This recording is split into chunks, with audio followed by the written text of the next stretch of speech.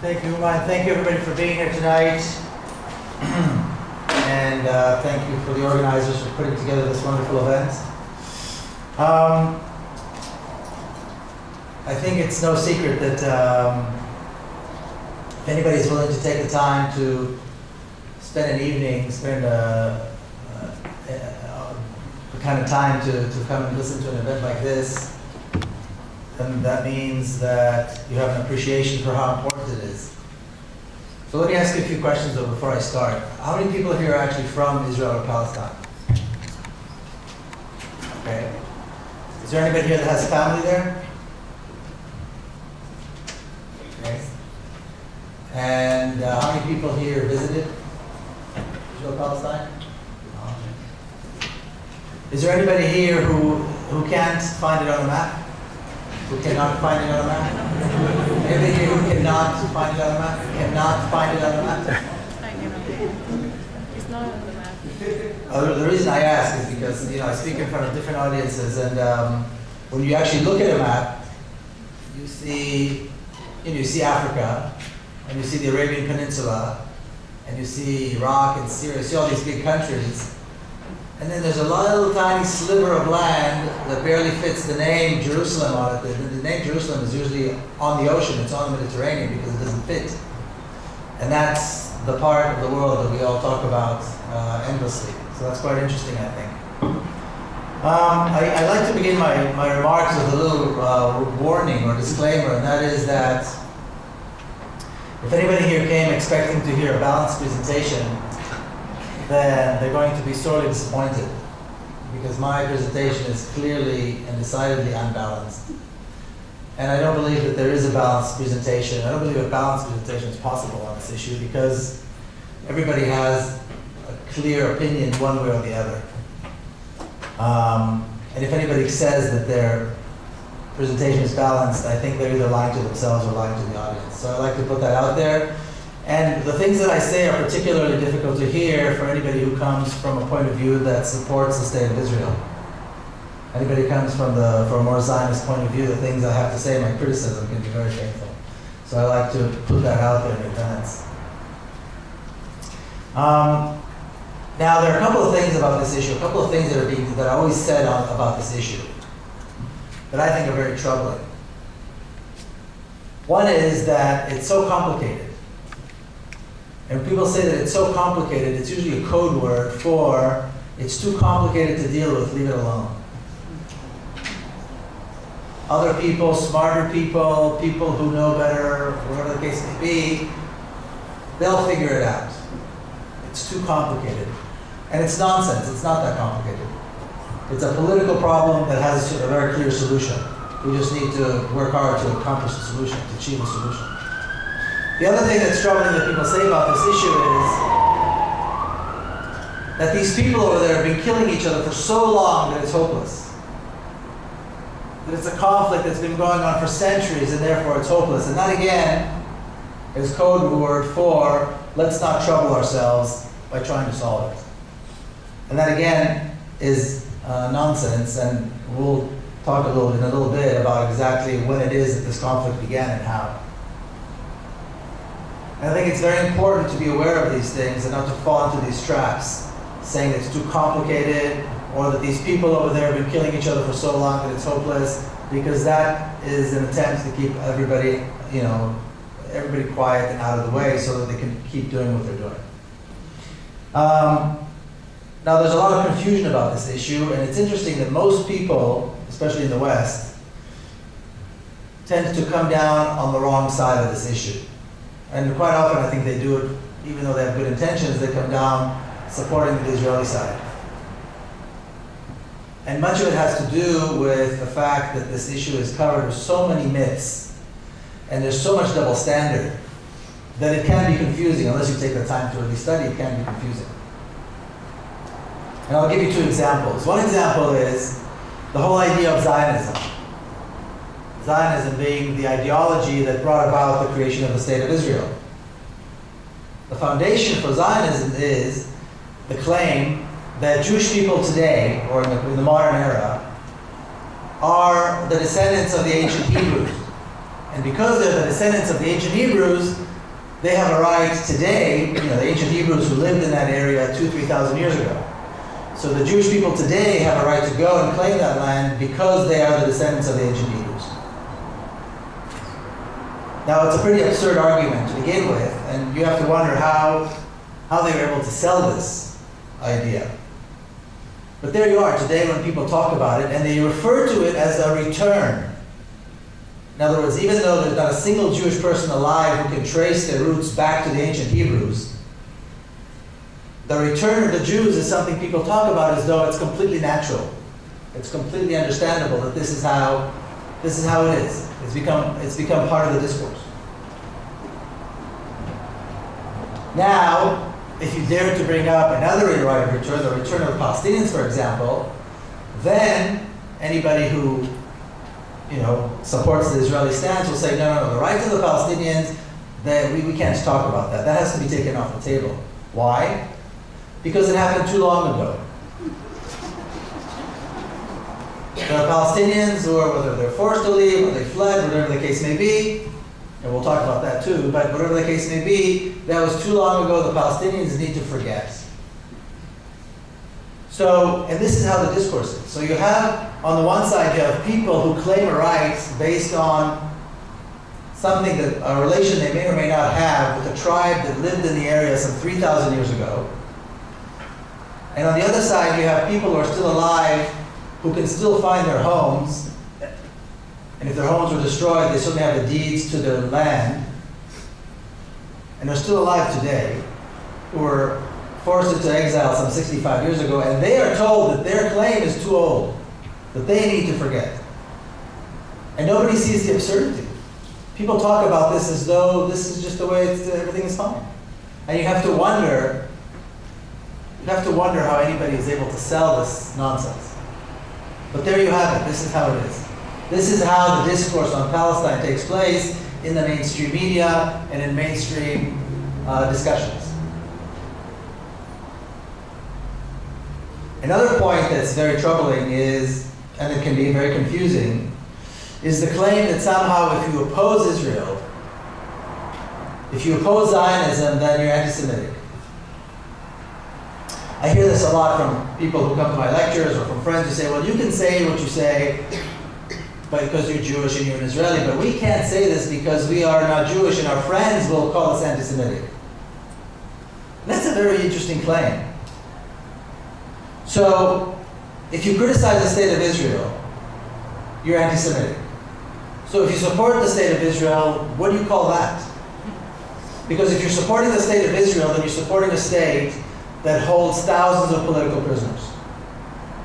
If you support the state of Israel, you're supporting a state that deprives children from water sources, from water, and medicine, and food, and freedom. If you support the state of Israel, you support a state that on a regular basis drops bombs on innocent civilians, whether it's in Gaza or in other places. And you're supporting a state that has racist laws. So what do you call that?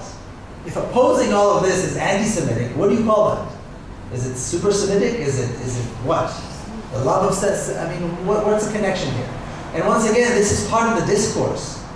It seems quite absurd when you actually look at it, but this is part of the discourse. Anybody who dares oppose Israel, whether completely opposes Zionism or just criticizes the state of Israel, is branded anti-Semitic. And I think it's important to go beyond that and say this is nonsense. This is absolute nonsense. Let's talk about the issues. Let's talk about the political prisoners. Let's talk about the racist laws. Let's talk about killing civilians in Gaza. This has to be, but the anti-Semitic thing stops the conversation. The historical claim, the connection to the ancient Hebrews stops the conversation. And these are two barriers that have to be overcome, or else we're always going to be stuck. Now, again, going back to this claim that this conflict has been going on for so long, these people over there have been killing each other for so long, which is nonsense. I think it's very easy to actually pinpoint a time where we can talk about the beginning of the conflict. Or at least a good time to start beginning historically. And this is the 29th of November, 1947. That's when the United Nations came up with what is called the Partition Resolution, which is this.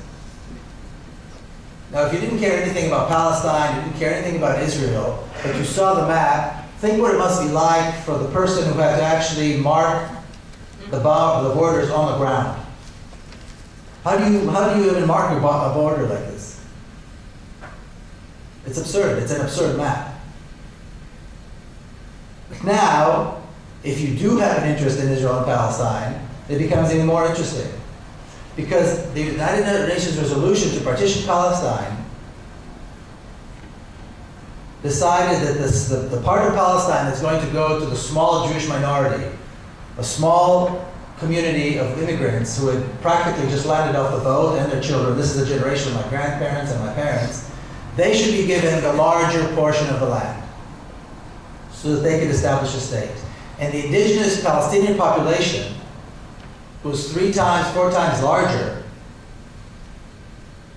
were given, so to speak, or left with the smaller portion of the land. So you had less than 500,000 Jews in Palestine at the time, most of them immigrants and their children, and you had close to 1.5 million Palestinians. Yet the Palestinians were left with a smaller portion of the land. And to this day, people claim that this conflict is their fault. You know why? Because they rejected the partition plan. They dared to reject, and of course the Jews, the Zionists, accepted the partition plan. And this is why the conflict has been going on. It's the Palestinians' fault for rejecting this. Who wouldn't reject this? How could they not reject this? Their land was just chopped into pieces and given away. Why would they accept it? Why would anybody accept something like this? But to this day, people claim, and you hear this over and over again, the Palestinians should have accepted the partition plan. Why? Now, another issue with this conflict that makes it difficult is that usually when you have an argument with someone, you agree on some of the basic facts, and then you argue over maybe how you analyze the facts, how you move forward, but there's a basic level of understanding of agreement. Here on this particular issue, the disagreement is on the actual facts. And it begins right at this point. From this point on, you have 2 narratives. The narrative that I grew up on is an Israeli, and it's a narrative that is taught in the West in general, and that is that after the Arabs rejected the partition plan, they began a massive assault in order to just kill and destroy the small Jewish community in Palestine.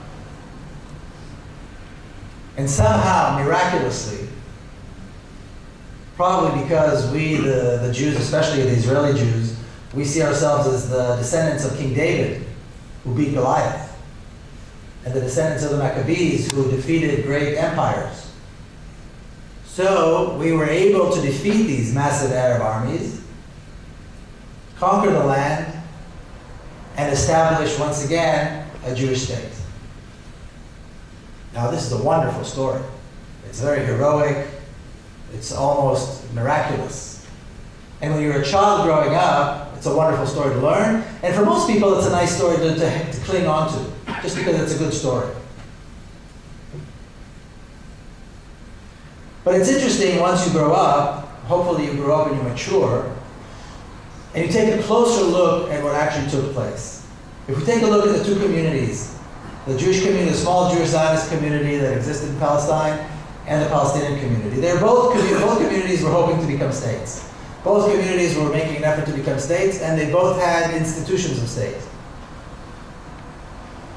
But there was one thing that the Jewish Zionist community invested in heavily that the Palestinians never did, and that's a fighting force. By 1947, the Jewish militia, the Zionist militia, numbered close to 40,000 armed, well-trained men.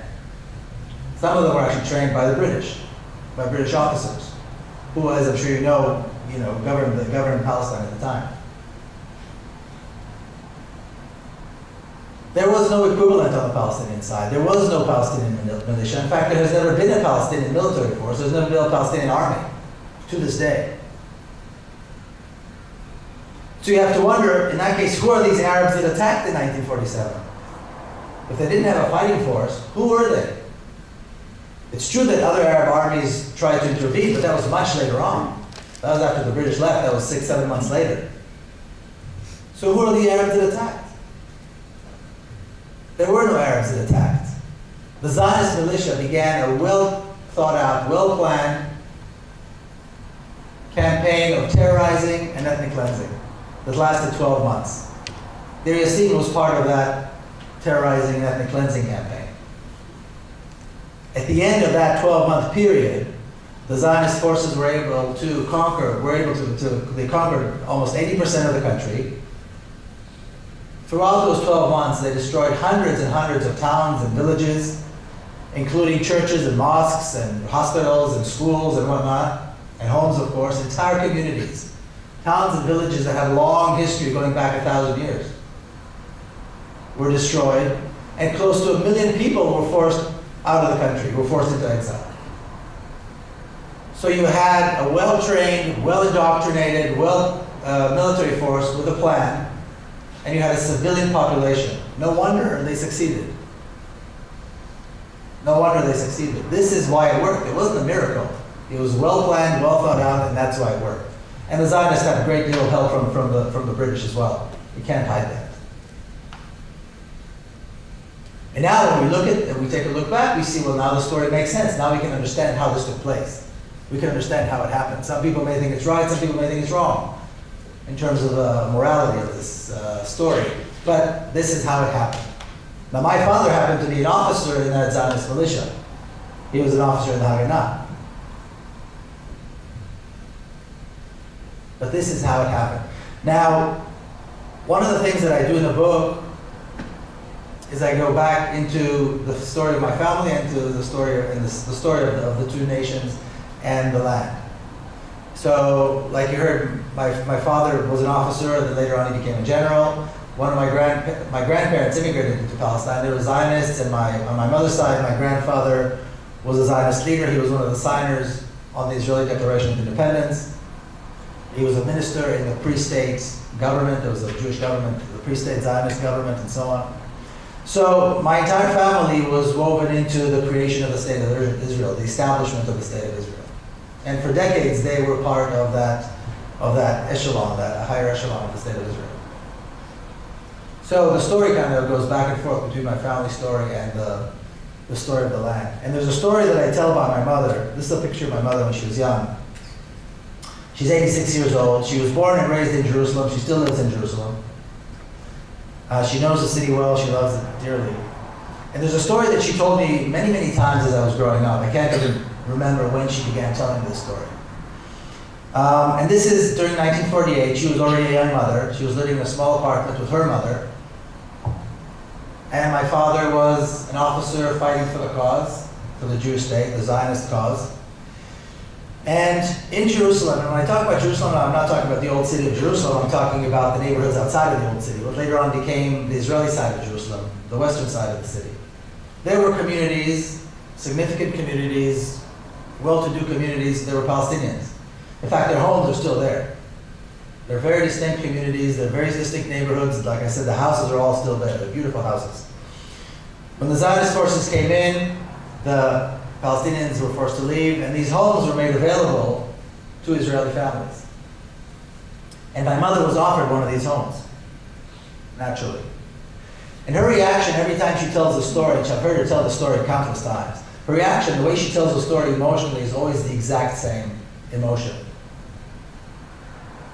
She says, how could I possibly take the home of another mother? How could I possibly take the home of another family that now has to live in exile?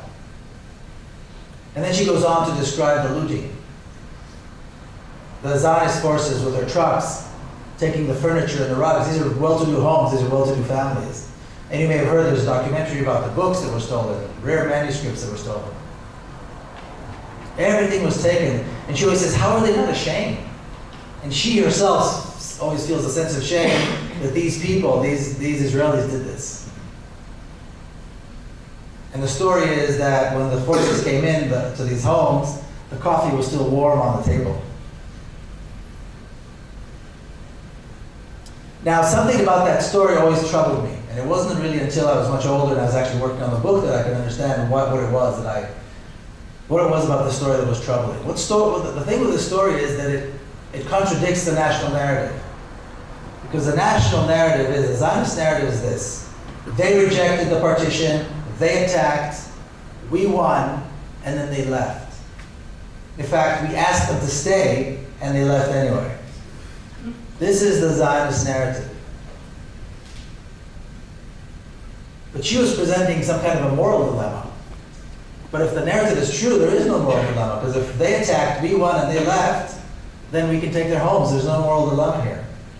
She was presenting a moral dilemma. She was presenting a reality where we did something wrong. We collectively, as the Israelis, as the Zionists. And not only that, and there's a connection here, she didn't excuse it. Usually, in Israeli discourse, in Zionist discourse, even when the atrocities are admitted, there's always a but. There's always a good outcome at the end that justifies it somehow. So take the story of Deir Yassin, for example. Israeli children learn about Deir Yassin in school, in history. And it's taught to be a terrible thing. But they're also taught that Chaim Weizmann, who was an important Zionist leader and later was also the first president of the State of Israel, said that because of Deir Yassin, thousands and thousands of Arabs left and allowed us to become majority, which of course is a good thing. So in the end, there was a good outcome for us. So even though it was a bad thing, there was a good outcome, which kind of diminishes the atrocity. And this is typically how Israel talks about all of its atrocities, and there are many. Deir Yassin is one example. Deir Yassin, by the way, is right on the outskirts of Jerusalem. And so, but my mother wasn't making any excuses. There was no but at the end of her story. There was nothing good happened. In fact, to this day, she talks about this with a great sense of pain that these communities were forced to leave. These Palestinian communities were such an important part, an integral part of Jerusalem, were forced to leave.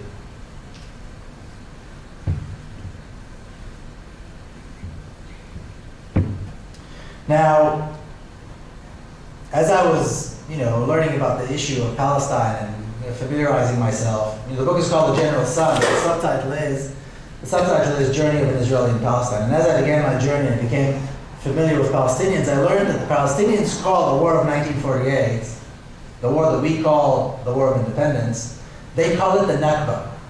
They call it the catastrophe. And the first time that I heard this, I was personally insulted. How could anybody call such an important, such a momentous occasion, such an important historical event, a catastrophe? And it took me a while to understand why they called it a catastrophe and why it was a catastrophe. But I think there's a misunderstanding in what the catastrophe is all about. And the catastrophe is that this is still going on. Not that it happened in 1948, not that it happened 65 years ago, but it's an ongoing thing.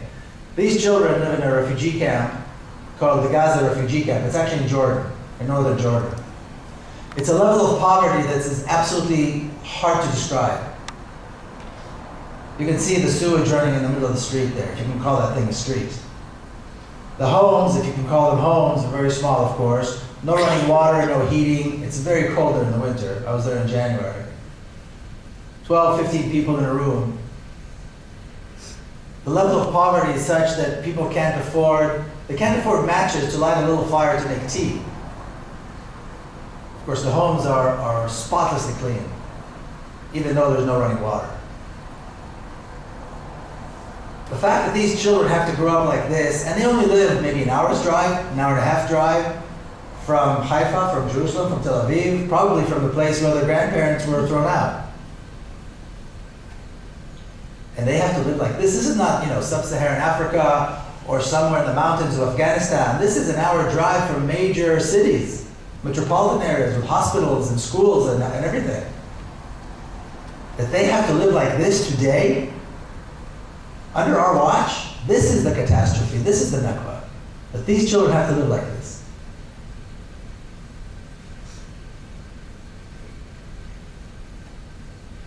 Another aspect of the Nakba is Gaza.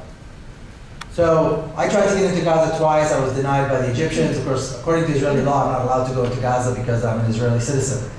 The Egyptians wouldn't allow me in for reasons I can't explain. So last January, I had an opportunity to go into a tunnel. This is the tunnel that I went through. The only reason children in Gaza suffer malnutrition and not starvation is because of these tunnels. Now, across a boundary that is there's only about 7 miles wide, you have about 1,500 tunnels. Nobody knows for sure how many there are, but there are about 1,500 tunnels. And this is how a population of close to 2 million people is surviving. They're completely blocked from the ocean and from land by Israel and by Egypt. They live under siege, which really means that they're imprisoned. Nearly 2 million people survive through tunnels. So food and money and cars and people, everything moves through these tunnels. This is happening today under our watch. This is the Nakba. This is the catastrophe. Not just what happened 1948, 65 years ago, but the fact that this is happening today every single day. This is what's keeping people in Gaza alive. Keeping people from starvation. It's unjustifiable, it's inexcusable, and it's happening under our watch.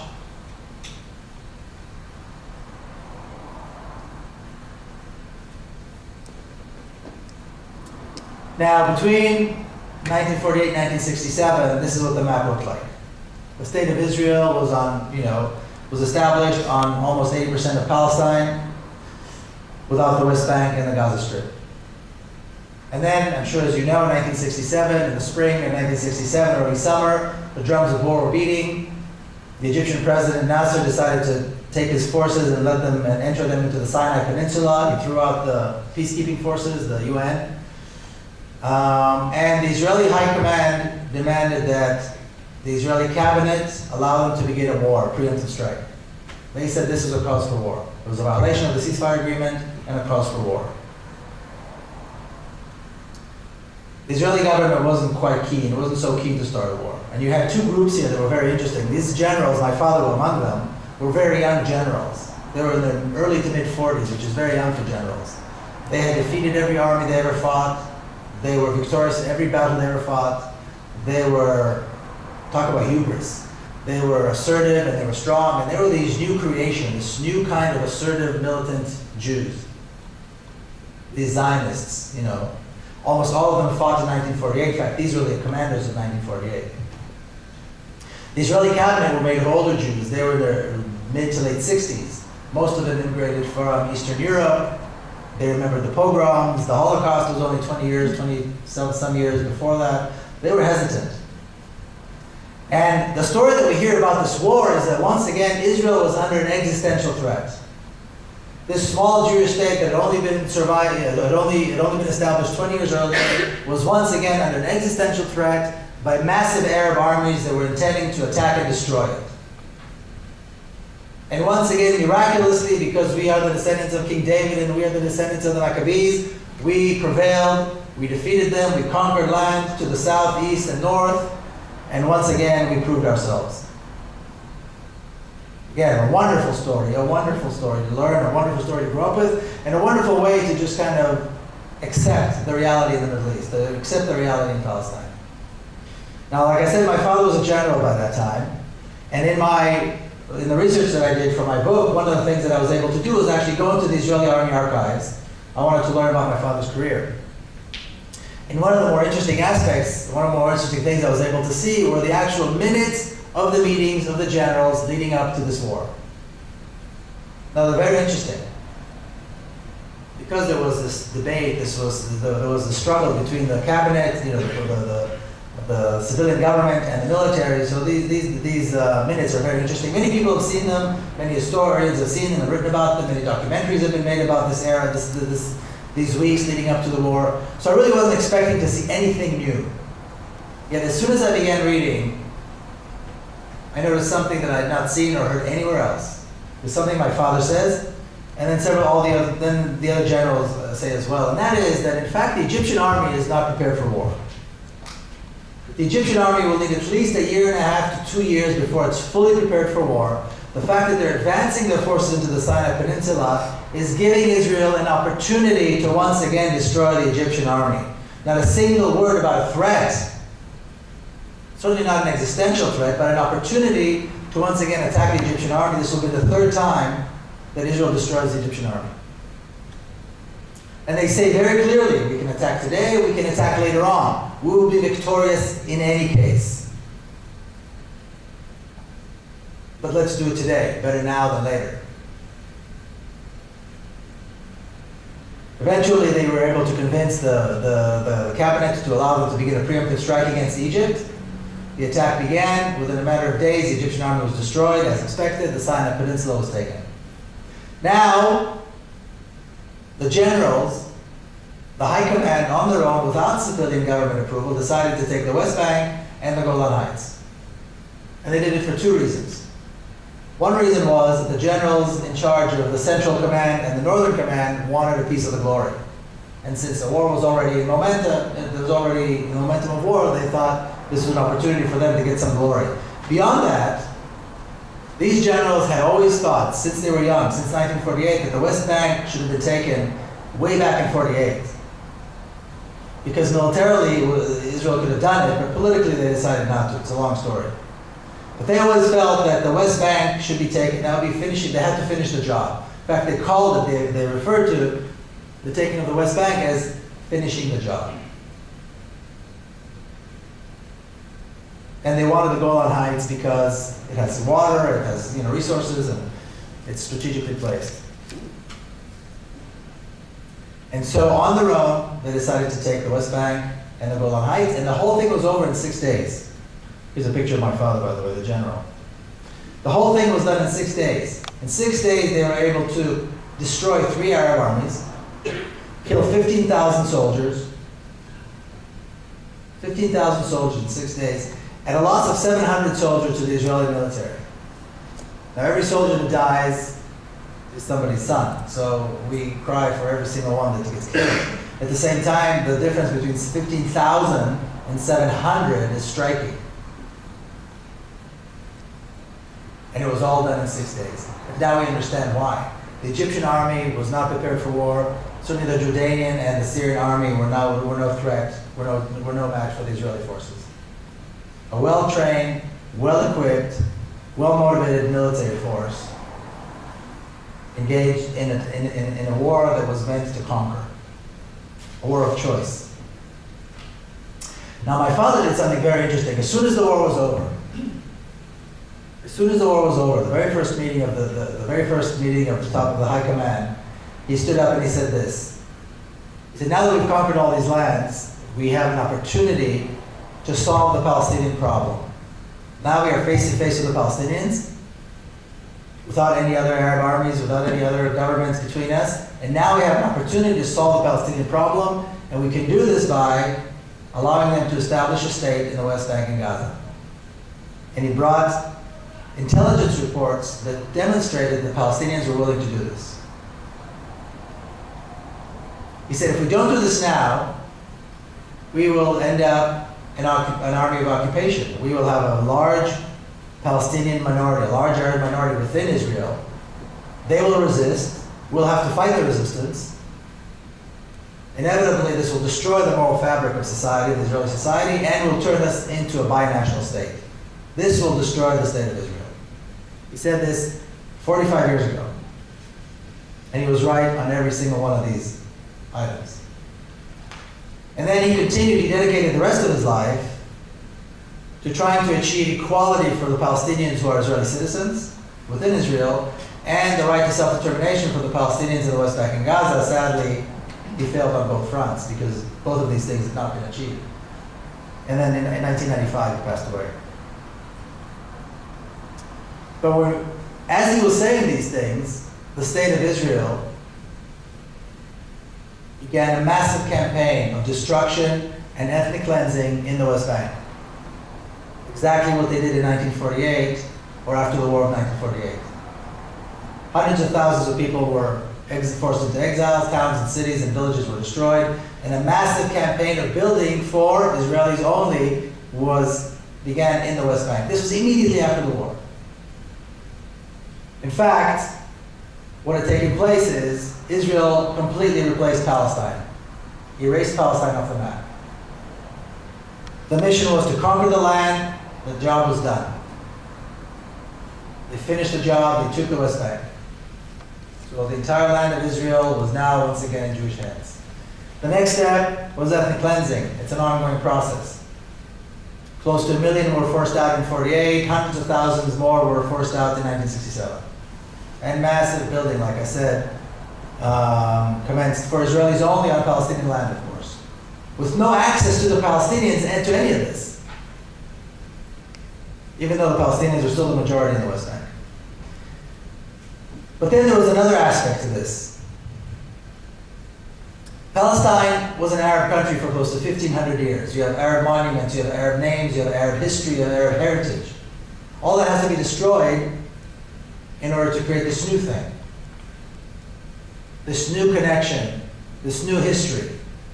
So names are being changed constantly, monuments are being destroyed constantly, and archaeologists and historians are being employed in order to create a connection between today's Israel and the ancient Hebrews, particularly King David, even though there is no historical proof that there was a King David. Now, there are many, many examples of this. But the most striking example is right outside the old city of Jerusalem in a community called Silwan. If you've been to the old city of Jerusalem, you know where the Jewish quarter is. If you go out the gate and you go down the hill, you see this huge community in the valley. It's 50,000 people. It's like a city. And somebody claimed, one of these historians or one of these archaeologists claimed that the true city of King David lies under Silwan. So the homes of people in Silwan are destroyed, the people are forced to leave, and an archaeological park has been created. Now, because the digging goes on, homes around the periphery are being destroyed because their foundations are being destroyed. And of course, in the farther periphery, Israeli settlers have taken over homes. You've got hundreds of Israeli settlers already have taken homes in Silwan. And the tour buses are there. You can already see tour buses visiting the city of David. This is ethnic cleansing, destruction, and de-Arabizing all happening at once. In broad daylight, outside the walls of Jerusalem, while tourists are watching and taking pictures.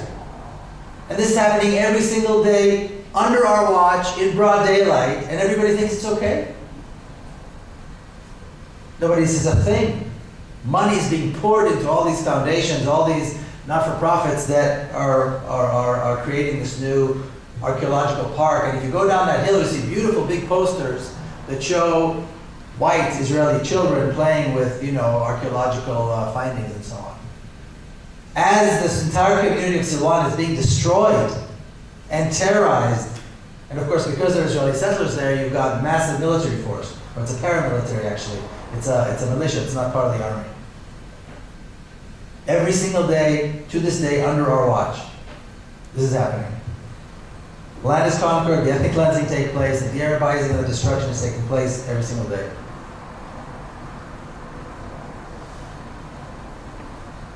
Now I think you can't do justice to the issue of Palestine without speaking about the prisoners issue. Israel has thousands and thousands of Palestinian prisoners in Israeli jails in violation of international law.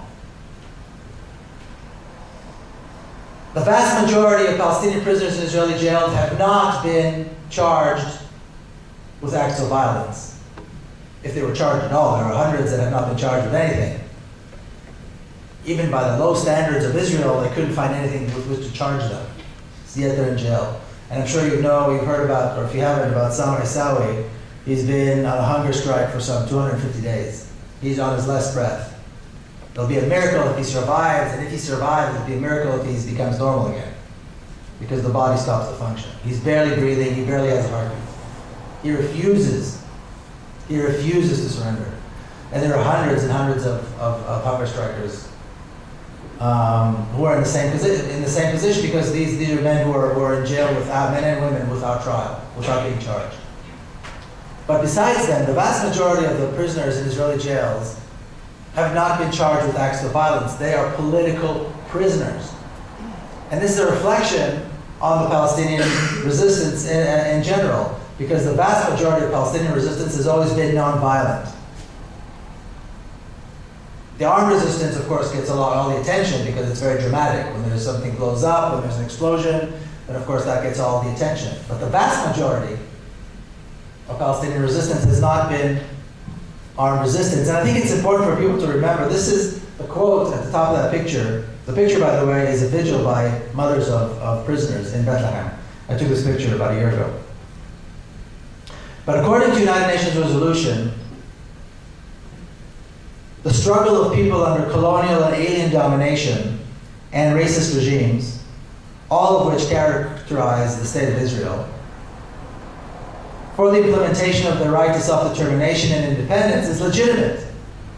Resistance is legitimate and in full accordance with the principles of international law. The Palestinian resistance is resistance. They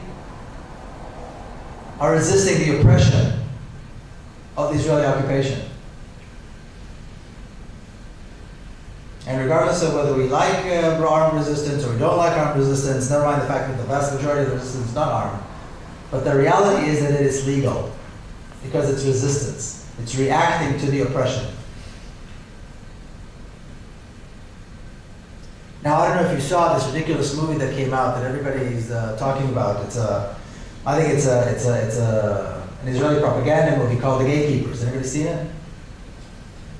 The Gatekeepers is a story. Okay, in America, it's quite the rage. It was nominated for an Oscar, for an Academy Award.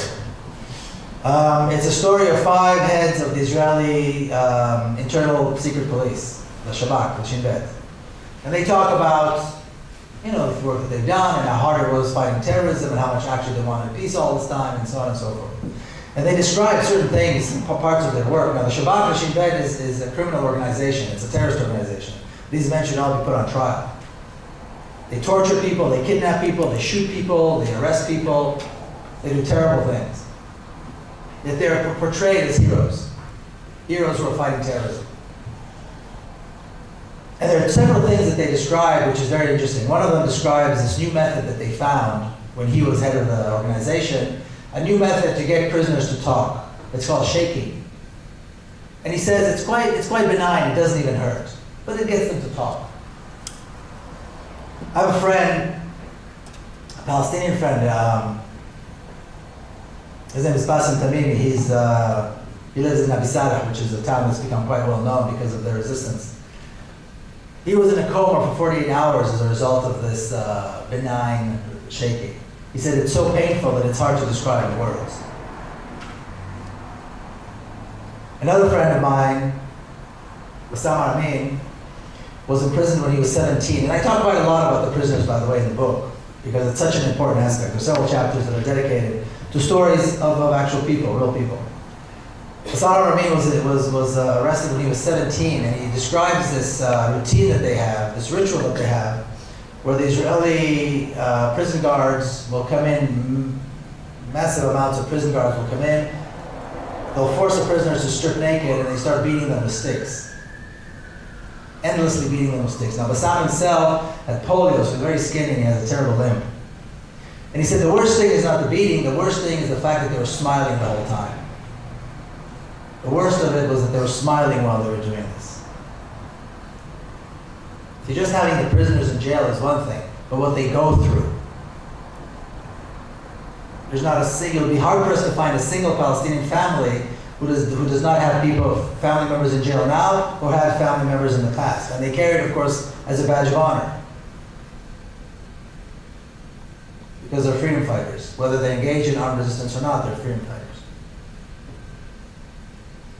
They say the Palestinians are one of the most incarcerated people in the world because they dare to fight Israel. They dare to resist the Zionist story, the Zionist narrative. Now, the problem with this issue, of course, is that it's not theoretical. I mean, they're real victims. Real people die. And of course, it's always innocent people that die. So my own personal story, my own personal experience was when my sister's little girl was killed in a suicide attack. She was 13 years old. It was September 1997. She was in downtown Jerusalem with friends, and two young Palestinians blew themselves up. I was living in the US at the time, so as soon as I heard the news, I got on the first plane. I arrived in Jerusalem at my sister's apartment. It was already packed with reporters. Now in Israel, this is always big news. Something like this is always big news. But this is not only big news because it was an attack, it was big news because the victim was the granddaughter of a famous general. And not only was he a famous general, but he was a famous general who dedicated the rest of his life after the military to finding, to a peaceful resolution with the Palestinians. So this was massive, massive news in Israel. And of course the questions that they wanted to know, they wanted to hear who's responsible and what about retaliation and revenge and all that. And after the funeral, my sister finally came out to see everyone. She said, well, in terms of retaliation and revenge, she said, no real mother would want to see this happen to any other mother. To kill people in response for the killing of someone. And she said, there is no revenge that's appropriate for the death of a child anyway. And motherhood being this uniting factor, it's something that unites us all as humans, or all people as humans. She said, no real mother would want to see this happen to any other mother. And in terms of who's responsible, she said, well, let's take a look. What was it that brought these two young men to kill themselves and kill innocent civilians? She said, the oppression and the occupation that we have imposed upon the Palestinians is what brought them to do this. Because when you take away people's land and you destroy their homes,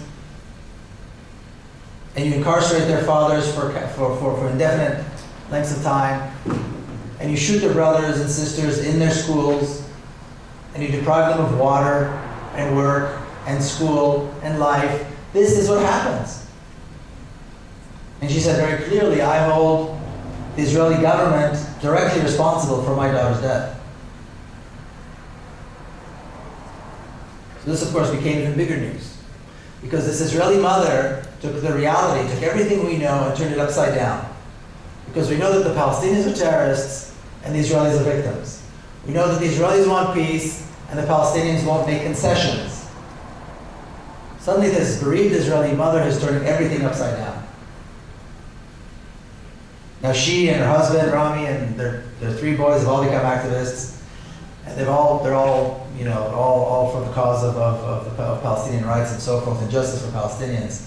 I had to come back to the United States. I was living here already.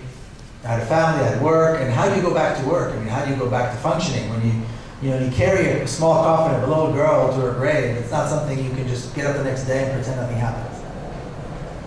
And I was very fortunate that I was able to meet in San Diego, where I live, in Southern California, a Jewish-Palestinian dialogue group. And this was the very first time that I ever met Palestinians. Now, I was born and raised in Jerusalem, a mixed city. But if you've been there, you know it's a completely segregated city. It's a very racist city. So growing up as an Israeli in Jerusalem, I never met Palestinians. And the chapter in the book that talks about this begins with the line, my journey into Palestine began in San Diego. I was 39 years old. That's when my journey into Palestine began. And not only was it the first time I met Palestinians, but it was the very first time that I was with Palestinians in the same place, and we were completely equal. The laws that applied to them and the laws that applied to me were completely, utterly the same. That doesn't exist over there. Not in Israel, not in the West Bank, not in Gaza. That does not exist over there. There is no way that Israelis and Palestinians are equal in any situation over there. Palestinians in America, in San Diego, these people that came to the meetings, they came because they wanted to. There were no curfews, no checkpoints, no permits that they needed. They needed nothing from me. We came, we talked, we went home. And the beauty of dialogue was that everybody told their own story. It had nothing to do with debate, it had nothing to do with accusations. And this community, in a very generous and gracious way, took me by the hand through this very difficult process. Well, first of all, learning that there's another story. There's another narrative that is diametrically opposed to the story that I knew. And allowed me to take the next step, which is even more painful, and that is to learn that the story that I knew was a lie. And entire extended family was part of the fabric of the state of Israel. Beyond my grandfather and my father. And again, I talk about that in the book of length. And then I began, when I would visit Israel, I began going into Palestinian communities for the first time. Palestinian cities and towns within Israel. And then I ventured into the West Bank. And actually the first place I went to, and I talk about this in the book, was the village of Belin. Has anybody seen or heard of the movie The Five Broken Cameras? Okay, that's good. So that talks about the struggle in Belin. The very first time I drove by myself to the West Bank was 2005, it was December 2005, and it was to go to Belin because someone told me that there were a bunch of young leaders there who were putting together this new concept of these marches, these weekly marches, nonviolent marches. So I drove there. And I was on my own, driving alone, in an Israeli car with Israeli license plates. And if you've been to the West Bank, it's beautiful. The landscape is beautiful, the hills and the olive trees. And all I could see was that behind every curve and behind every hill there were Arabs trying to waiting to kill me.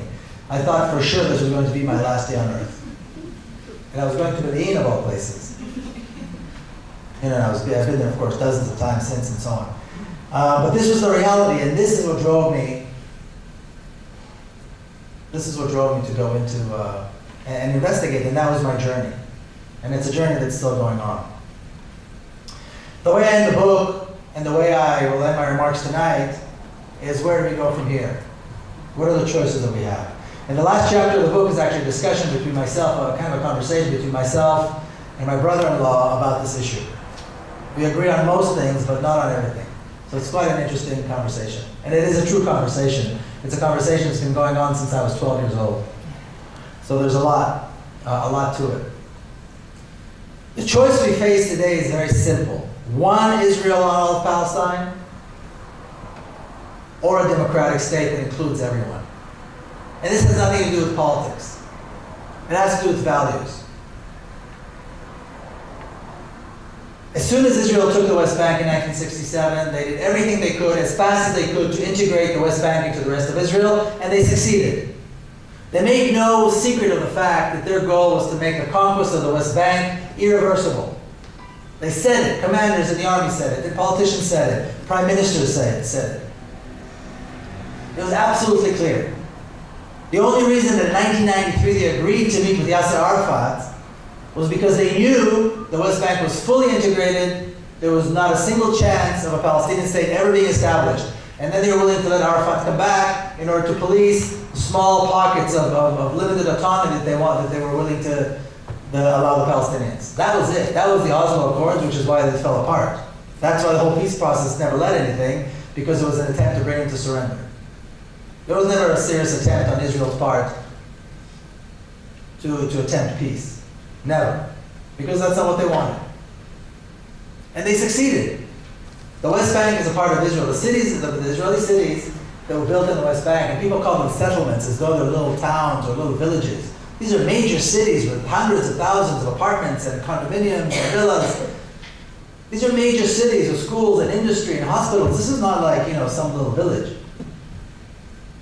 And when you drive up the highways in Israel, it'll point you to go to Ariel or Ma'ale Adumim, which are all Israeli cities in the West Bank, or Tel Aviv and Haifa, which is what's considered Israel proper, although really it's all occupied Palestine, and they're all illegal settlements, regardless if they're in the West Bank or not. Every part of Israel is really occupied Palestine. But that's another issue. We'll talk about that in a minute. So they've accomplished the goal. There is one state on all of historic Palestine, or historic Israel, depending on how you want to call it. And the choice that we have today is to allow it to continue like this, where you have a Jewish state, or I would say it's a state that prefers Jews. It's not really a Jewish state, but it's a state that prefers Jews in a land that's an Arab country where half the population is not Jewish, so half the population is completely disenfranchised, not counted. Half the population. You have about 6.5 million Israelis and close to 6 million Palestinians within these boundaries. Now, if you look at maps, Israeli maps, in school books, in government maps, weather maps, you name it, this is the map. This is Israel. There's not a single mention of any Palestinian cities, any Palestinian anything. So this is Israel in terms of what Israel sees, the entire country. So the choice is to keep it the way it is, which means there will always be Palestinians in Israeli jails, which means there will always be murderous attacks in Gaza, which means there will always be discriminatory racist laws against Palestinians. That's the only way to have a Jewish state when half the population is not Jewish. And that's why I say it's a question of values, it's not politics. Some people think that this is okay. I would argue that it's not only morally wrong, but it's not sustainable. The other choice is to include everyone, to respect everyone's human rights, everyone's civil rights, and create equality, create a democracy, where everybody goes to the polls and everybody's vote counts. There's nothing anti-Semitic about saying that there should not be a Jewish state. It's a bad idea, it's a racist idea, it's not a Jewish idea. There was nothing Jewish about the Zionists, they're all secular. They're all completely secular people.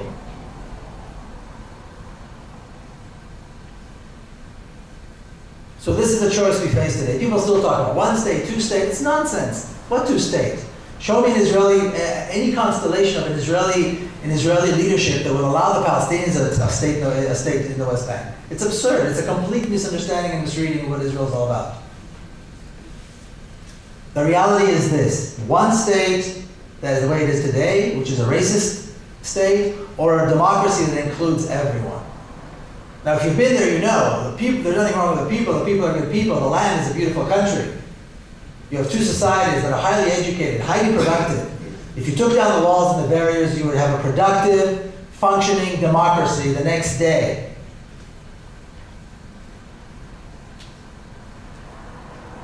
But this democracy could create a beautiful future, a wonderful future for the children who live there, for everybody who lives there.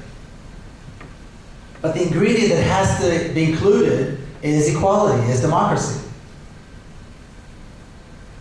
So everyone, I would argue, that cares about this issue, that cares about Israel-Palestine, that cares about justice and peace, has to focus and has to stand behind the banner of a single democracy.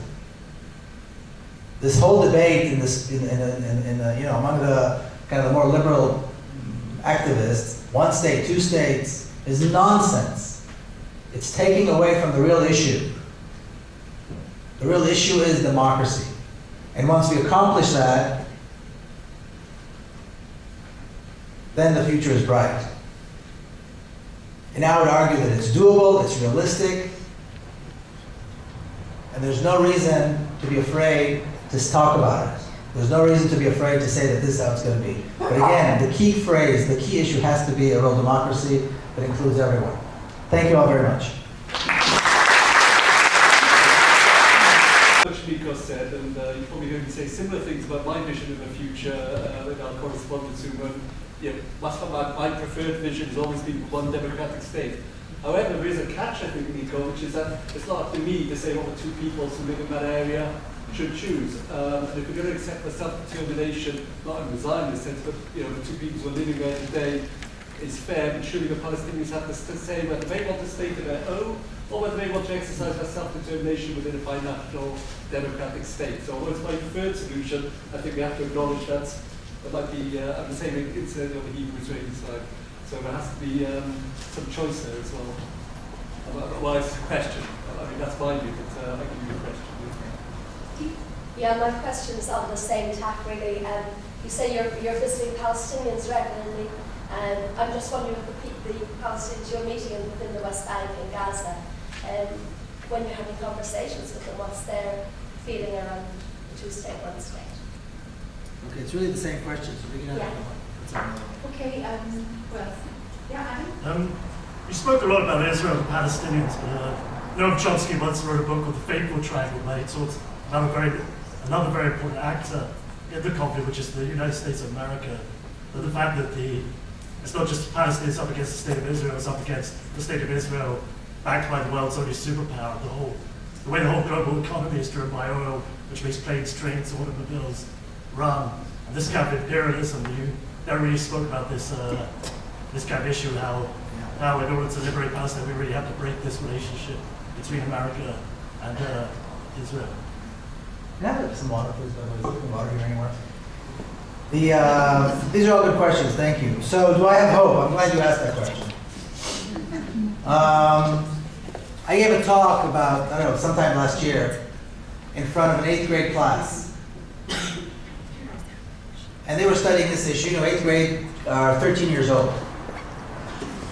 And they took a poll before I came. They studied the issue, and they took a poll to see how many of them thought there would be peace in their lifetime. And they're 13 years old, did I mention that? So these 13 years old took a poll, and they found that 80% of them thought they would not see peace in their lifetime. Thank you. Now, did I mention that they were 13 years old? 80% of them thought they would not see peace in their lifetime. And they told me this before I began my remarks. And what I said to them, and this is what I'll say to you as well, you know, I said to them, I was a lot older than they are. Of course, I'm 51. There's not a single doubt in my mind that there will be peace in my lifetime. There is not a single doubt in my mind that this is not realistic and practical and doable, but it is actually going to happen. We just talked about this, you know, activists who were involved, and I'm sure many of you remember this, in the anti-apartheid movement. A year before apartheid fell, if somebody would have suggested that apartheid was going to fall in a year, you'd have thought they were crazy. This is how these things are. This is the nature of these things. I have a great deal of hope. There's absolutely no question in my mind. And I said this in front of an audience once, and there was an older lady, and she raised her hand and she said, look, I'm 78 years old, so do you think my lifetime is also included in this? And I said, yes, of course it is. Because it can happen tomorrow, it can happen next week, it can happen next month, but it's not going to happen unless we do something. If we don't have any hope, we're not going to do anything. I wouldn't be standing here traveling and doing this and writing the book if I wasn't absolutely convinced that this is going to happen. And I encourage you to do the same thing. Of course, hope, you know, part of it is personality, and part of it is the information that we have at our disposal. But without the hope, what's going to get us to get up and do things in the morning? I mean, we have to do something. We have to act. There's BDS. We have to apply, act so that there will be divestments, that there would be boycotts, that trade unions would get involved, that student groups would get involved, and that states would begin applying pressure and so on. That's what they did in South Africa. Of course, today everybody forgets. Nobody today will admit that they opposed Nelson Mandela. Nobody today will admit that they actually supported apartheid in South Africa. If you ask anybody today, they all loved Nelson Mandela from the very beginning. They thought that equality for blacks was a wonderful idea from the very beginning. You won't find a single person who will tell you that they supported apartheid. Yet the struggle was a tough one. The struggle, and I know this from people who participated, I was too young at the time, but the struggle was a difficult one. There was a lot of opposition. The US supported them. The United Kingdom supported them. It was a tough uphill battle, but it was won. So I do have hope. Now you asked about politicians in Israel. There is no hope for politicians in Israel because they come from a Zionist perspective. The Zionist perspective precludes any chance of a peaceful resolution because the Zionist point of view is that it's a zero-sum game. This is the Jewish land. We're supposed to give it to the Jewish people, and that's it. They said a land without a people to a people without land. They didn't mean that there were no people in the land. They meant that these were the wrong people. And they have to be sent out. That's why they never gave them a name. They called them Arabs. They never called them Palestinians. Because if they're Arabs, then they can go back to Arabia. This is the Zionist perspective. That's why all the Zionist peace efforts, the Oslo Accords, Peace Now, all of that stuff fell apart because it's based on a Zionist point of view, which means we control everything and we will allow, if the Palestinians behave, we will allow them some autonomy. But we will determine how much, we will determine when, and we will determine where. That's why it's falling, that's why it never succeeded. And this is the Israeli perspective. Now, international politicians as well, they will follow. They will follow. Once there's a serious grassroots movement, once the BDS, and if anybody here don't know, the BDS is the movement for boycott, divestment, and sanctions. Once the politicians know that it's going to cost them if they don't stop supporting Israel, they'll stop supporting Israel. At the moment, if you want a career in politics, whether it's here or in the United States, you have to support Israel. It's part of what you have to do. It's like a tax. That's the net cost of doing business supporting Israel. Well, that has to change, and that's going to change when people like all of you and myself and everybody else begins to apply the right kind of pressure on these people, on these politicians. It's funny, they call them leaders. They're all followers. They will follow where we point, but we have to have the strength and the courage to point them in the right direction. So the change is not going to come from the top, it's going to come from the bottom. The change is not going to come from an Israeli prime minister or an American president. It's going to come from a grassroots movement that's going to force this reality. Israelis will wake up one morning and it'll all be over and it'll all be different. And they will be better off for it. The single democracy is going to be better for Israelis as well as for Palestinians. So I have no hope of politicians. I don't think politicians are important. I think what's important is the grassroots movement of the people. The trade unions, the teachers unions, the student groups on campuses, the peace and justice organizations. This is where the work is being done. And these are the people who will end up pointing the politicians in the right direction. The other thing is, I haven't met a single Palestinian who doesn't think that the one democracy is a good idea. Not a single one. And I spoke to Hamas people, and I spoke to Fatah people, and I spoke to people who are in the middle. I've yet to meet a single Palestinian who would tell me, you know what, a one democracy with equal rights is a bad idea. It was the Palestinian idea. This was the PLO, the Fatah platform originally. They were forced and convinced that if they changed their platform, and if they agreed to the two-state solution, where they get all of the West Bank, including East Jerusalem, and the Gaza Strip, then there will be peace. And they made a massive concession. Yasser Arafat was blamed for not making concessions. He made a massive concession. Under his leadership, the Palestinians gave up the right of 80% of their homeland. And that wasn't enough, because they wanted them to surrender. And when Arafat wouldn't surrender, he was vilified and he ended up dying in his office under siege. To say that the Palestinians weren't making concessions is absurd. But I've yet to meet a single Palestinian. Of course I have to say it, but the thing is, everybody has to have a say. Right now, only Israel has a say. And that is exactly what needs to change. And I have not met a single Palestinian. I had a very interesting conversation with a pretty prominent Hamas member probably shouldn't say this, in Gaza. They only back me back into the US. And he said, as Hamas, they're already vilified. They're the devil already. And they're trying to make some headways, trying to get some ambassadors, trying to get some, around the world. He said, now the Hamas official Hamas platform talks about the two-state solution. He said, if we don't talk about that, if we talk about it, then we will be completely discounted. They said, look, it's not your fault. It wasn't the Palestinians, it wasn't Hamas that made the West Bank, the two-state solution, impossible. It was Israel. Now we have to think about where we go from here. So again, I'll say I've not met a single Palestinian, except for a few people within the Palestinian Authority, whose job it is to maintain this lie, that don't agree that the one democracy is the best idea. The question of the US, I think, is similar to the question of politicians.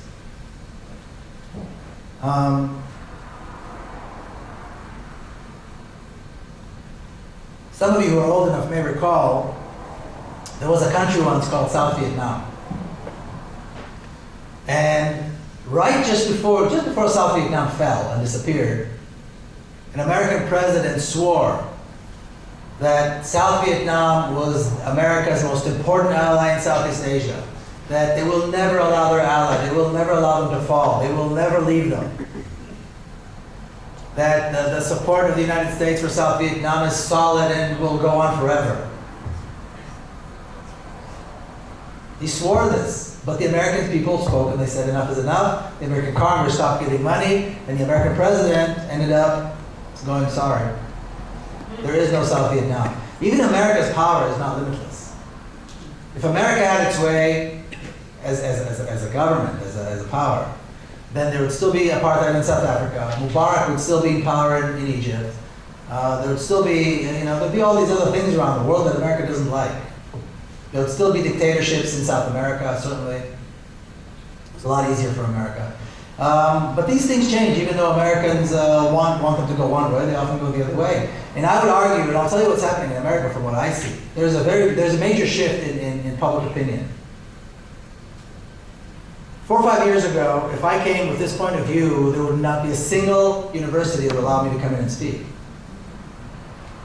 There are universities that didn't allow Jimmy Carter to come and speak, and he is probably, I don't think anybody loves Israel as much as he does, even with his criticism. Things are changing. Students on organizations on campuses, Students for Justice in Palestine. There are over 140, 150 campuses in the US and in Canada that have these student groups called Students for Justice in Palestine. They do tremendous work. They hold Palestine Awareness Weeks and so on, and they educate thousands of students, and they bring speakers, and they build walls and checkpoints on campus. And they're changing the debate, they're changing the conversation.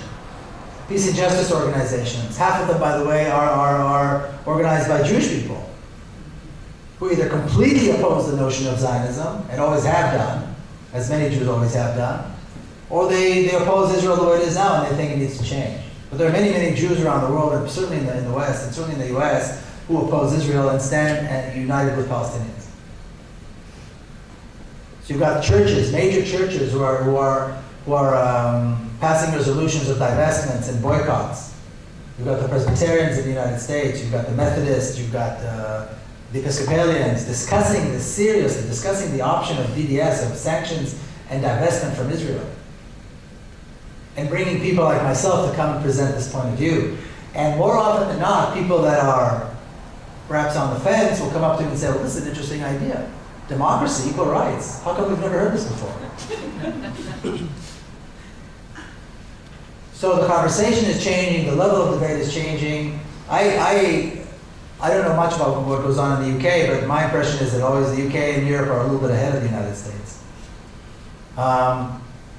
But the conversation is changing, and it's going to end up changing American policy. Today, American politicians, like I said, they know if they want a career in politics, they have to vote for Israel. They have to say they love Israel 5 times a day. That's the price of doing business. But that can change. That can change, and it's being changed very slowly, very gradually from the ground up. BDS is becoming stronger. BDS has more and more victories. I'm sure you know the BBC refused to air the Israeli Philharmonic at the Royal Albert Hall last year. This is a massive slap in the face. This would not have happened without this massive change. Stevie Wonder was supposed to sing at a benefit for the Israeli military last December in Beverly Hills. He pulled out. They still raised $14 million. But the thing is, they were shamed, which is important. And everybody that was there knows that, Stevie Wonder wouldn't perform because he stands against apartheid. So the U.S. is important, of course, but it's not, that important. I think that it's not as powerful as people like to think. Okay, you want to do a couple more questions? Okay.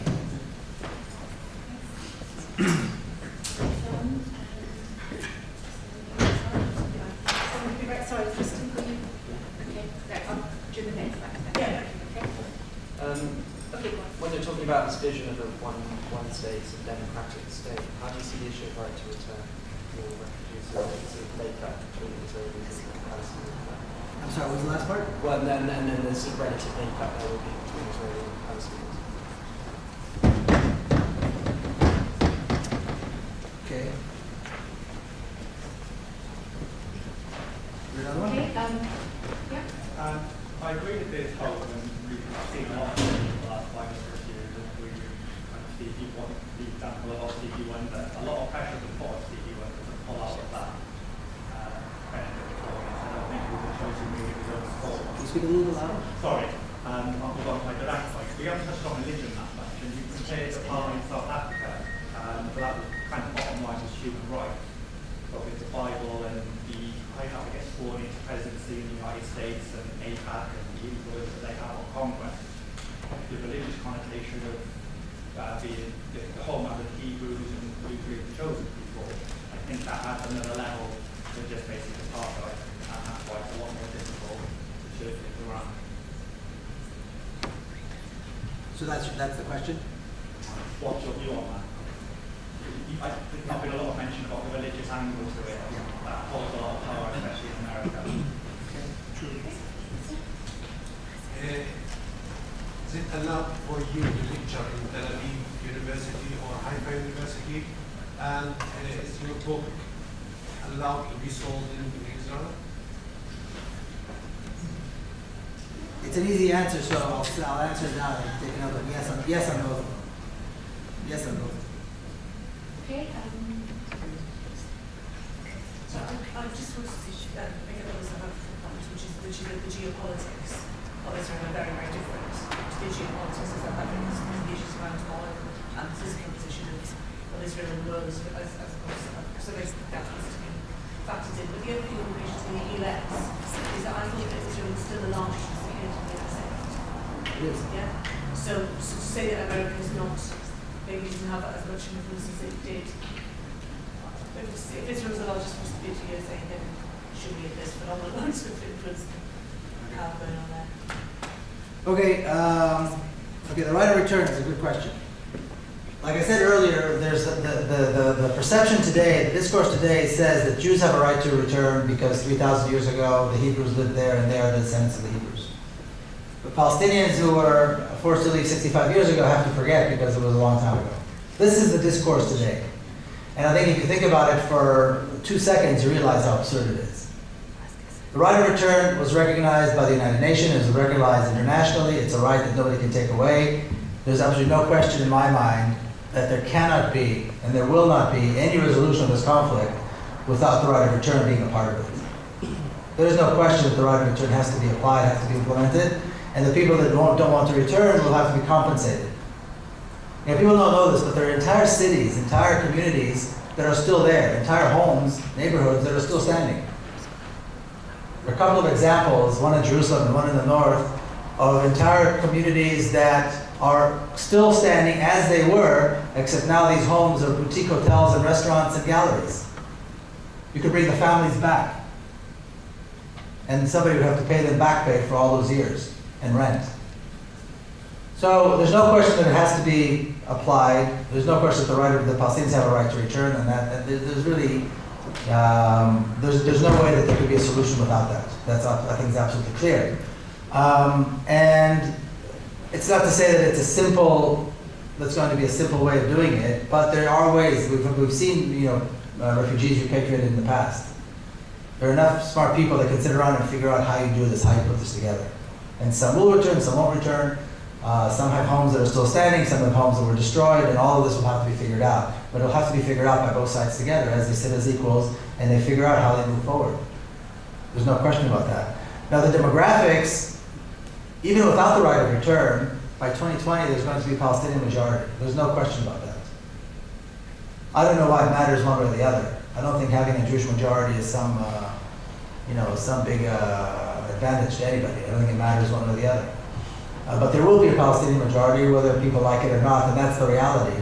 I think if you have when you have a democracy, and you ensure the rights of everyone, and you ensure the rights of the minority, whoever the minority might be, and there'll be several minorities because there are lots of different groups that live there beyond the Israelis and the Palestinians, then there shouldn't be a problem.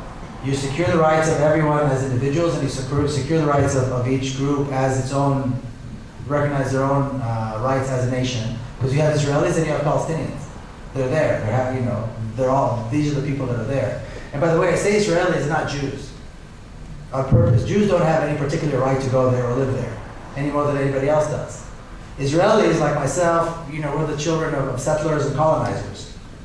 This is the reality, and we're there. And that's why they're there. They become by default natives of the land. And there are ways. There are many multinational states around the world. In fact, there are probably more multinational states around the world than there are, homogenous, if there even is such a thing. So all of these things will have to be resolved. Once you get to the point where you move forward towards a real democracy, once the end of this racist regime of Zionism ends, now there is going to be all these things that have to be resolved, and they have to be resolved in a democratic way. Like the right of return, like compensation, who has the right to immigrate, and so on and so forth. All these things are things that as a productive state, as a normal state, they'll have to resolve. The question of religion is interesting. There's no question that there is a religious aspect to this. But I'll say two things about that. First of all, like I said, the Zionists were not religious. And so the Zionist premise is not a religious one. They've turned it into a historic one. And they say historically we are the descendants of the ancient Hebrews and King David, and therefore we have a right. But most Israelis and most Palestinians, even though they do have a strong connection and strong ties to their religion, are by and large pretty secular. I mean, they have respect and ties to their religion. It's at some level. But by and large, they're secular people. They go to school. They want their kids to go to secular schools. They want them to go to university. They want them to have a normal life. The vast majority of Israelis and Palestinians are in the middle somewhere. And so even though this is a religious question, religion is not at the top of their mind. It's not the most important thing in their life. Although both societies have a fringe of radical religious groups. But by and large, even though they are religious people, this is not what defines their future. And I would argue, beyond that if there were elections tomorrow, and an Israeli and a Palestinian father or mother would have to choose who to vote for, most of them would vote for the person who offers them, lower taxes, better schools, and better roads, as opposed to whether that person is a Muslim or a Jew. There are those who would vote along those lines, but the majority would vote along, well, what's in it for me and who's going to be better for my children? Because this is the nature of these two societies. So I would argue that it's not going to be the most important issue here, although there are groups and there are people who are trying to make it so. In terms of the impact on like what they call Christian Zionism, particularly in the United States, and people ask me that. I speak in churches and they say, how can you say, we believe the Bible literally. We believe that you were the chosen people, that God gave you the land. My only response to that is, look, if we are the chosen people and God gave us the land, that means God agrees to political prisoners. That means God agrees to discrimination laws. That means God agrees with racism. That means God agrees with the dropping of one-ton bombs on civilians. If that's what you believe God wants, there's nothing I can say to you. If this is what your faith tells you, then this is what your faith tells you. That's why I said in the end, it's the question of values. If this is what you believe, and if this is what you believe God wants, then this is what you believe. But you have to understand it's a package deal. You can't say, well, we want this and we want this, because if you support this notion of Zionism, if you support this notion of a chosen people and all this, nonsense, then you support the racism. And you support this brutal regime. And you just need to know that when your children ask you one day, where did you stand on this issue, you will have to explain why your God told you that you're going to stand on the side of brutality instead of the side of justice. And that's the only answer to that. So there is that aspect of religion, certainly, and it is changing, and people do see it that way. And there are many people in the West who have that sense that God gave Jews the land, but they have to understand that it's a package deal. Let's see. Am I allowed? Okay, I answered that. I'm allowed to come and go to Israel freely. It's a Jewish democracy, so I can come and go as I please. I can do as I please. I have to say, nobody's invited me to give a lecture in Tel Aviv yet. But my book has not been translated. English. There aren't really many English bookstores in Israel. They're mostly Hebrew bookstores. But the English bookstores in East Jerusalem sell my book, and I've spoken in East Jerusalem and in the West Bank and in Gaza, of course. But the reason it's not there is because there's no interest.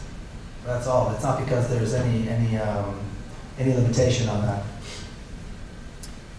Okay, I think I answered the issue of the U.S. power. I'm not saying it's not there. I'm just saying it's not as big as people think. Israel gets officially the foreign aid is what, $3.5 billion. A few years ago, I don't know what it is today, but a few years ago, the Israeli defense budget was $30 billion. So $3 billion is a lot of money, but it's not the end of the world. Israel will do fine without that $3 billion. It's a question, once again, of creating a reality where politically it costs more to support Israel. And that's when politicians will change. And that's when these things will change. Okay, you want to do one more, or are we done? No, there seem to be a few more questions there. Last round. Yeah. One last round. Right. Anybody else? All right, good. Two more At questions. this time, I'd love to ask the audience something at the end, but I don't have one bite to show, so see how it goes. I have a question now. Okay. Do you think will ever be responsible for the war crimes? I'm sorry? People will ever pay for all these war crimes against the Palestinians?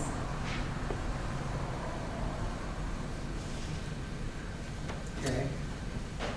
Because, I mean, you can't really achieve a true democracy. Yeah. If it was a true democracy and Palestinian and Israelis live together, but as if nothing happened, it wouldn't be possible, would it? Okay. Next. Fran? I just wanted to ask, I mean, you had just said about the reason that your books haven't really been translated is that there's not that much interest. So yeah, I just wanted to kind of ask about how many kind of people would agree with you within Israel, or you know, how much.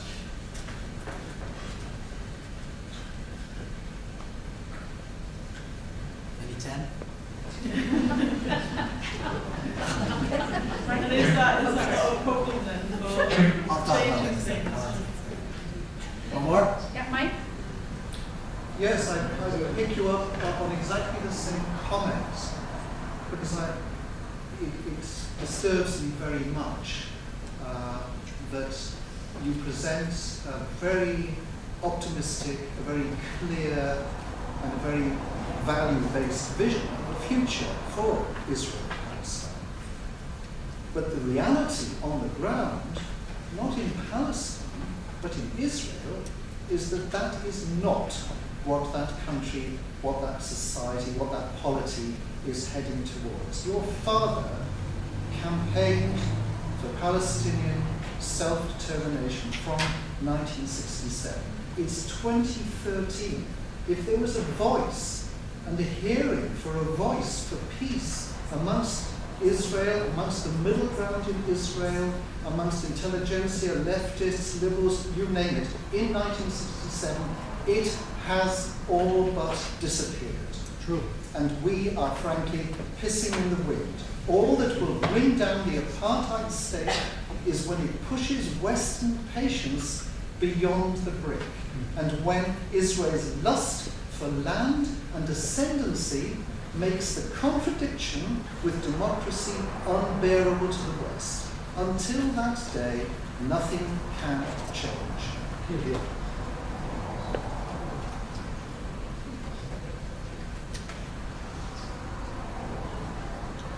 Okay. Miko, I've got one last question over here. Okay, one last one. Okay, good.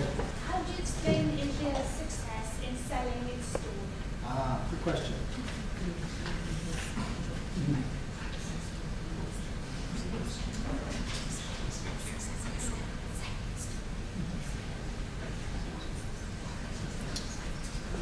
Okay, the war crimes, I mean, who knows? You know, we look at the other countries where there were war crimes, and some countries are more successful in bringing, you know, people like Pinochet to court, and some are less. That will have, you know, I certainly think they should all face war crimes. I think Israeli generals and politicians should face war crimes for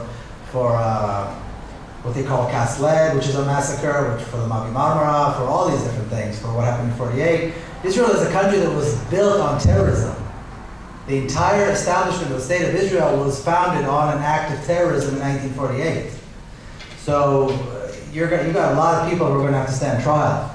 So the question is how it's negotiated, how it's done, who gets immunity, who doesn't get immunity, and these are things that have to be negotiated, and they're typically negotiated as the solution is being formulated. I know in Guatemala now they managed to bring the dictator, I forget his name, to court finally. One, just the dictator, just the guy who ruled Guatemala and, you know, and murdered who knows how many innocent people. We'll have to see. I certainly think they should face war crimes, and I certainly think that Palestinians should have their day in court. I'd like to see it sooner rather than later, without any question. You know, this whole issue of the Mavi Marmara, when I was in Gaza, somebody interviewed me and asked me if I thought an apology was a good idea. And now apparently Barack Obama was there and Israel apologized, and they're going to give some money, reparations to the families. And I said, you know, apology is all good and well, but we need to hand over the people who are responsible to put them in court, to place them in a trial. They need to stand trial for whoever gave the command to attack, and the officers that were on the ground need to pay. But these things are political issues in the end. There's more than justice, there's politics, and we'll have to see. I certainly think that they should stand trial.